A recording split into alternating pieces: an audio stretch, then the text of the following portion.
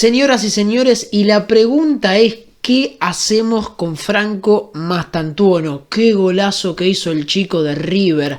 Acaba de ganar River un superclásico, una nueva edición del superclásico del fútbol argentino en la cancha de River como local contra un Boca con un planteo extraño, con un planteo polémico, con un golazo de Mastantuono, con un gol de Driussi, con un empate de Merentiel. Han pasado cosas en un superclásico muy jugado, muy disputado, muy conversado también, y en el que tenemos mucho para analizar, del que hay mucha tela para cortar, del que tenemos mucho para hablar, porque obviamente fue un superclásico de goles, de amonestaciones, de situaciones. Después de mucho tiempo tuvimos un buen superclásico como partido, en un partido en el que decíamos Boca salió a jugar con una línea de 5, marcando una pauta desde el principio, lo cual, a ver, nos metemos a analizar esto siempre con el diario del lunes, porque al fin y al cabo cuando nos toca analizar y hablar de fútbol, uno siempre habla con el resultado puesto, con lo que ya pasó. Si Boca hubiese ganado el partido, probablemente hablemos de que Gago acertó con la línea de 5 y todo lo que vos quieras. Pero lo cierto es que fue una línea de 5 que ya llamaba la atención desde antes de que arranque el partido. La decisión ya era cuanto menos debatible. La lesión de Cavani, la lesión de Jiménez, obviamente le llevaron a Gago a tener que tomar una decisión. La decisión fue poner a Ayrton Costa, jugar con una línea de 5 que no terminó surtiendo efectos. No terminó surtiendo efectos porque River la leyó bien, porque River la entendió bien, pero primero metámonos en la forma en la que salió a jugar Boca. Porque no fue una línea de 3 defensores centrales y 2 carrileros, fue una línea de 5 defensores.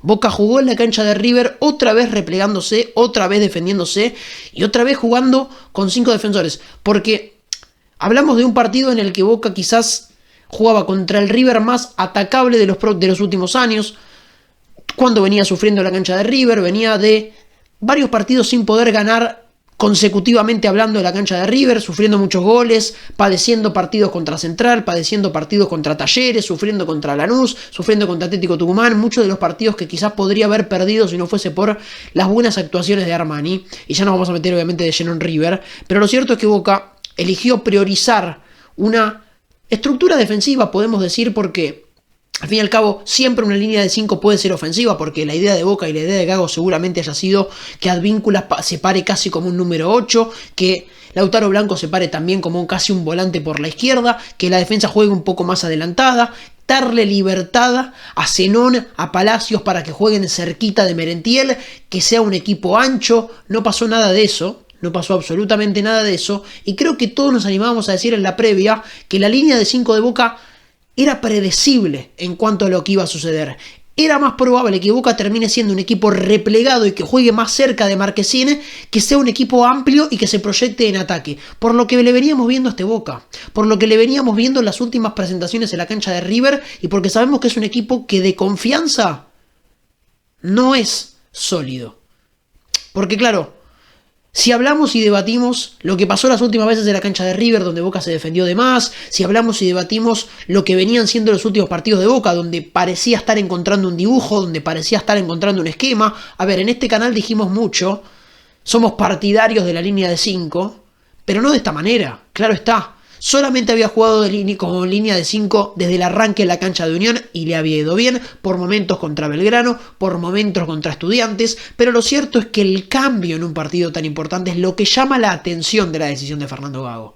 En un partido en el que tenía más para perder si arriesgaba un cambio tan rotundo como la línea de 5. Habíamos hablado de que quizás era conveniente por la manera en la que juega y las falencias que tiene River defensivas, que juegue Merentiel con Ceballos, que Merentiel actúe de Cavani o de Jiménez y que Ceballos actúe de Cavani o de Jiménez, que el doble 9 sea Merentiel y Ceballos. El mejor partido de Ceballos en el torneo, en este corto 2025, había sido contra Independiente Rivadavia de Mendoza, jugando como una segunda punta, ingresando desde el banco y haciendo un gol, el único que tiene en este campeonato. Al fin y al cabo, creo que esta era la variante que Gago no terminó de leer y que terminó priorizando una línea de 5 que para nada surtió efectos. No fue un equipo ofensivo, no fue un equipo amplio, fue más bien un equipo que salió por la forma en la que se paró, porque siempre que hablamos de táctica tenemos que hablar del dibujo táctico y de lo que nos ofrece a entenderlo, pero también de la manera en la que se ejecuta, la manera en la que Boca se para en la cancha. Y Boca se paró muy, muy detrás, muy pegado a Marquezine, y de hecho esto es algo que dijo que dijo Marcelo Gallardo en conferencia de prensa. Entendemos que si Boca sale a jugar con carrileros bien altos, Nos puede llegar a complicar, y esto son palabras de Gallardo, pero cuando entendimos y cuando vimos que los laterales o los carrileros estaban bajos, cerca de la línea de los zagueros, sabíamos que el control del partido lo íbamos a tener nosotros. Y esto fue lo que pasó. Lo entendió y lo leyó Marcelo Gallardo. Después nos podemos meter y ser minuciosos en que por lo menos yo no entiendo la decisión de que Bataglia haya jugado como segundo central y haya sido rojo el líbero. Bataglia llegó a Boca siendo uno de los mejores defensores de la Copa Libertadores 2024, si no el mejor, jugando como líbero en una línea de 3/5 que funcionaba a la perfección. Rojo nunca había jugado como líbero prácticamente a lo largo de su carrera, o por lo menos de su estadía en Boca, en esta posición, y entiendo que Gago ponga a Bataglia en este sector y a Marcos Rojo como líbero, porque obviamente Ayrton Costa también es zurdo, y no quería quedarse con un zurdo por un lado y con un zurdo por el otro, porque al fin y al cabo es lo mismo de lo que hablamos siempre de por qué no hay duplas de centrales de zurdos en una línea de 4. Pero no estaba Di Loro para jugar entonces el partido. ¿No era más conveniente armar una línea de 5 con un Bataglia jugando en su posición natural, con Rojo jugando de Ayrton Costa y por qué no con un defensor a perfil diestro? Muchas decisiones son las que ahora nos preguntamos, las que ahora razonamos. Al fin y al cabo Boca en el primer tiempo jugó mala, no tuvo la pelota, no creó situaciones y se terminó encontrando con el gol porque se lo regaló un River flojo defensivamente hablando. Decíamos, River es un equipo que defensivamente hablando tiene dudas, tiene grietas, le cuesta el retroceso, defiende mal. Los defensores en su momento, en su estadía actual, no están en el mejor momento de confianza ni tampoco futurísticamente hablando, y lo dijimos muchas veces en este canal, el problema principal de River es lo que pasa entre la espalda del número 5 y delante de los defensores.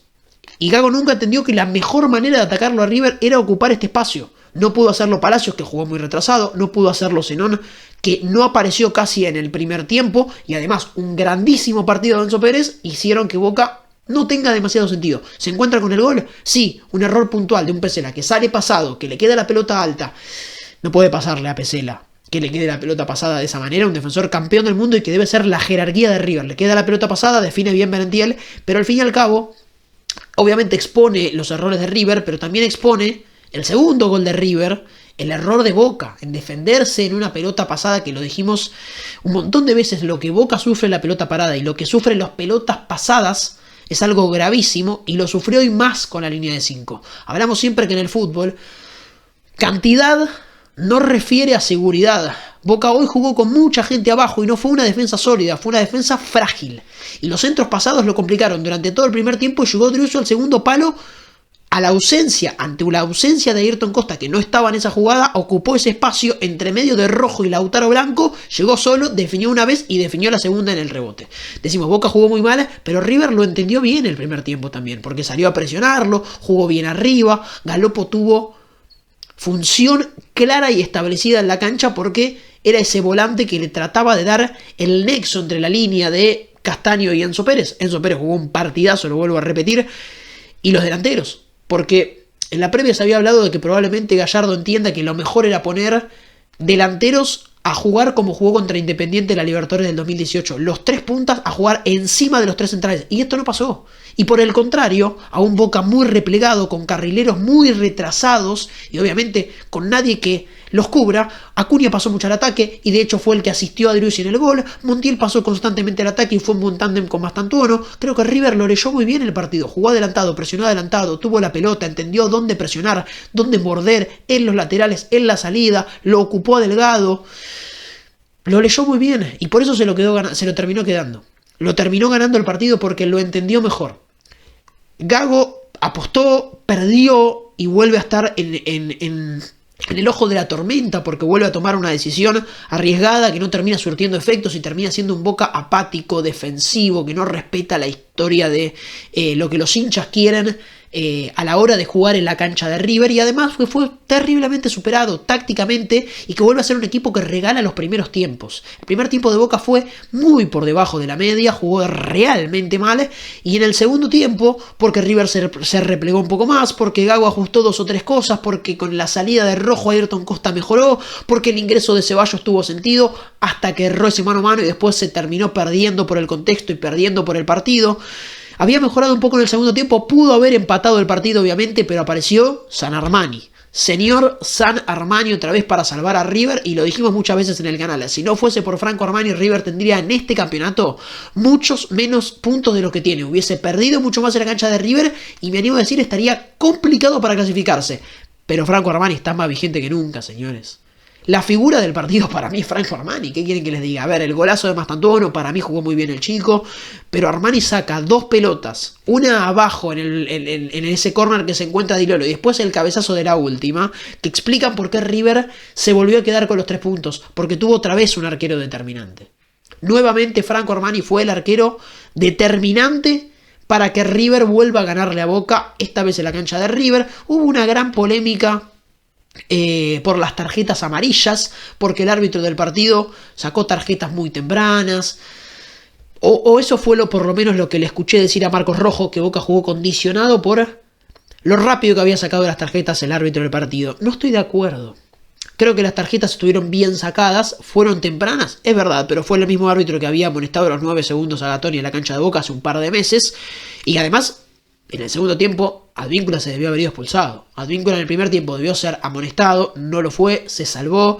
Y en el segundo tiempo le termina salvando las papas terminar el partido, porque Advíncula al cortar esa contra se debió haber ido expulsado. Pero River volvió a ganar, volvió a quedarse con otro superclásico del fútbol argentino y Boca vuelve a tener las dudas de siempre. De un equipo que defiende muy mal la pelota parada, porque todos los córner o todas las pelotas aéreas las cabeció un jugador de River. Y River recupera la confianza que necesitaba. En un año en el que hasta el propio Gallardo había estado puesto en duda, que no habías podido jugar bien nunca, que le estaba empezando a costar ganar y le estaba empezando a costar hacer goles, se destapó Driussi en la cancha de Gimnasia. River terminó dando la cara en un partido de Copa Libertadores donde perdía 2-0 y terminó empatando 2-2, y acá le vuelve a ganar a Boca. Y ahora sí se puede poner la estampa de candidato a poder ganar este torneo local. Sabemos que se viene un mata-mata, sabemos que siempre jugar de local puede condicionar lo que pase con este torneo tan raro que tenemos, y por eso River tiene la obligación de ganar la última fecha contra Vélez para poder definir lo más posible de local.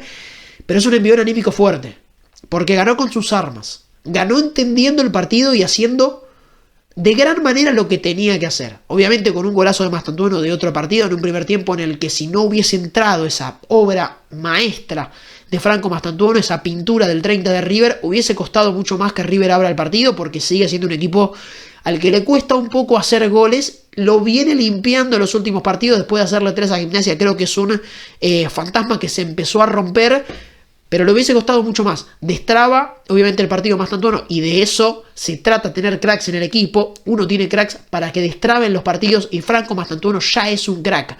No es futuro, es presente, y por eso destraba el partido con un golazo. Pero lo cierto es que Boca planteó de una manera que sigue dejando dudas, que no tenía que plantear, porque me animo a decir que Gago arriesgaba menos, siendo fiel a lo que venía haciendo, porque Boca tenía un equipo un poco más aceitado, con un dibujo un poco más aceitado, obviamente con nombres que estuvieron ausentes por lesión, y eso también habla de la mala fortuna que está teniendo Boca en esta campaña en particular y en los últimos años en general. Pero creo que Gago apostaba menos o perdía menos siendo fiel al planteo o al dibujo que le había hecho ganar 10 de los 14 partidos que jugó en el campeonato. Y obviamente termina tomando una decisión, termina tomando una determinación que lo termina perjudicando de cara a este partido. Esta línea de 5 que no surtió efectos, que lo hizo jugar muy mal en el primer tiempo y que fue terriblemente superado por un River que se quedó con el superclásico del fútbol argentino de manera merecida. Muchas gracias por ver y por acompañar hasta acá el análisis de lo que fue River 2 Boca 1 en el estadio más monumental. Muchas gracias por ver y por acompañar, y nos vemos en próximos videos.